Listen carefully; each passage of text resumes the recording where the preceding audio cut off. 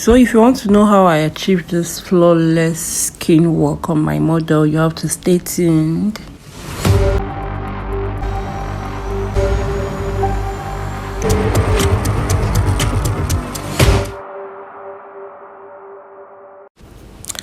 Hi guys, so I used Revelon and NYX foundation to achieve her exact shade. I had to mix to get her exact shade, and it turned out that she has a very yellow undertone, if I am correct. Yes, that's what I saw. So I mixed the two foundation. If you know me, I'm always mixing my foundation. I hardly use one shade. I don't know, I've just gotten used to it. Anyways, so I started off by blending in the foundation into the skin. Meanwhile, before now, I had already done my skin prep. Mind you, I'm going to leave a video on the skin prep on my channel. You should definitely see that. I'm still blending in the foundation at this point.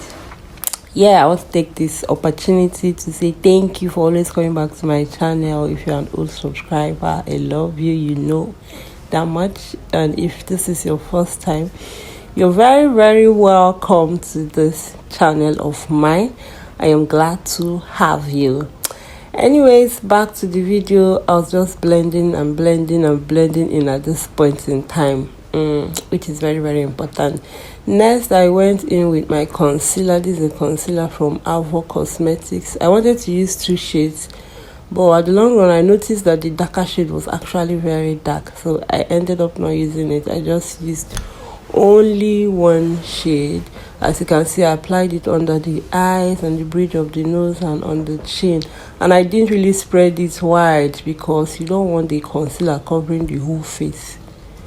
Okay, then I started blending out. I usually start my concealer blending from the outer part and then work my way into the inner part of the eyes, as you can see in the video. I might not be able to explain everything very well, but if you follow the process duly, you will understand what I am doing.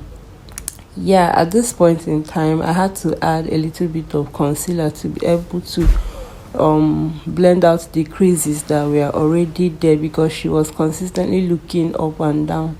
But this was, I had to tell her to hold up so that I can avoid that under eye creasing. Yeah, and I had to add a little bit of concealer to create more coverage under the eyes. Basically, yes. Next, I went in with a powder shade that is lighter than her skin. I think I did one shade lighter. I didn't really go for a very light powder because I don't want the under eyes looking very light. So I basically took the powder from the palette. I tapped it out from my brush before I placed it under the eyes. I did not pack too much. Try not to pack so much powder under the eyes. That way you're able to set the eyes very well, also avoid creasing. Next, I set the whole face using this is a powder from CoverGirl, full spectrum powder. I think that's the name. Yes, CoverGirl. I used it all over her skin, her face, sorry. And after which I noticed that it didn't really give me the undertone I wanted. For some reason, I had to go back in with another powder shade that has a yellow undertone to get her exact shade. Yes, and this powder palette is from Becham Ageless Cosmetics. That's just it basically. Enjoy the process, you guys. Guys, I want to really appreciate you. Like, we are on our way to 1K subscribers. I don't even know how it happened, but you guys are the real MVPs. If you're here to subscribe, please subscribe to my channel.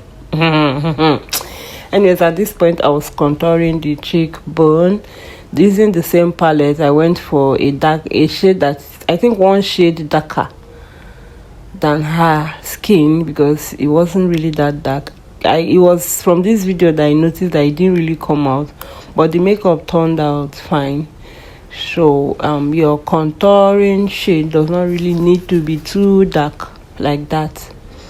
So I used a shade that is just one shade darker than her skin tone to achieve her contour. So you put the contour on the cheekbones, a little bit on the temple of the face, and then of course the hairline.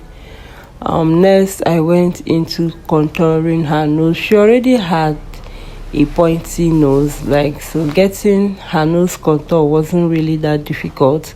I just literally followed what I was already seeing and then blended out again.